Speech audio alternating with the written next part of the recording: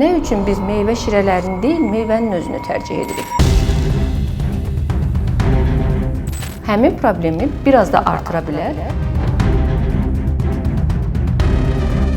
Bugünkü mövzumuz uşağına bol-bol vitamin getməsini istəyən hamilə xanımlar üçündür.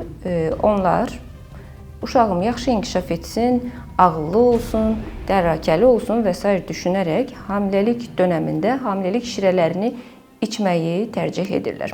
Və sual da verirlər ki, həkim, biz hamiləlik dövründə hansı şirələrdən, hansı meyvə şirələrindən istifadə edək, hansı miqdarda istifadə edək? Bu mövzumuz elə ondan ötürdür ki, sizə bu mesajı çatdıraq ki, hamiləlik dönəmində meyvə şirələrinin içilməsi faydalı yox, əksinə zərərli ola bilər. Nəinki hamiləlik dönəmində, ümumiyyətlə hər kəs üçün. Nə üçün biz meyvə şirələrini deyil, meyvənin özünü tərcih edirik? Gəlin bugün bu haqda biraz araşdırma edək. Birincisi, bir meyvə şirəsinin tərkibində həddindən artıq vitamin var. Yəni, məsələn, bir stəkan yerkökü şirəsi və yaxud da çuğundur şirəsi almaq üçün az qala bir yarım kilo yerkökünü və yaxud da 3-4 dənə çuğunduru sıxaraq şirə çıxarmaq lazımdır. Hansı ki, normada bu qədər yerkökü və yaxud da çuğundurun tutalım yeyilməsi mümkün deyil. İkincisi, meyvə şirələrinin tərkibində hədsiz miqdarda fruktoza var və meyvə şirəsi içildikdə bu fruktoza birdən-birə bağırsaqlardan sorulur və qan şəkərini qəfil sıçradır.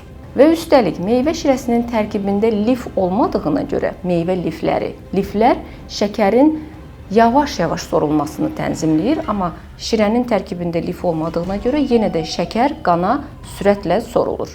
Üçüncüsü, yenə də meyvə şirəsinin tərkibində liflər olmadığına görə zaten hamilə qadınların əziyyət çəkdiyi bir problem var, qəbizlik problemi. Bu, qəbizliyi biraz da artırmış olur. Amma meyvənin özünü yedikdə liflər olduğuna görə bağırsaqda bir selluloza kütləsi yaranır və siz qəbizliyin qarşısını bununla almış olursunuz. Dördüncüsü, meyvə şirələrinin həddindən artıq və tez-tez içilməsi, xüsusən də turş meyvə şirələri, yenə də hamilə qadınların sıx əziyyət çəkdiyi bir problem var. Mədə turşuluğu, mədə göynəməsi və yandırması həmin problemi biraz da artıra bilər. Əgər mədədə bir qastrit və yaxud da bir eroziya və s. kimi problem varsa, onu şiddətləndirə də bilər turş meyvələr. Ona görə hamiləlik dönəmində meyvə şirələrini deyil, meyvənin özünün yeyilməsini tövsiyə edirik.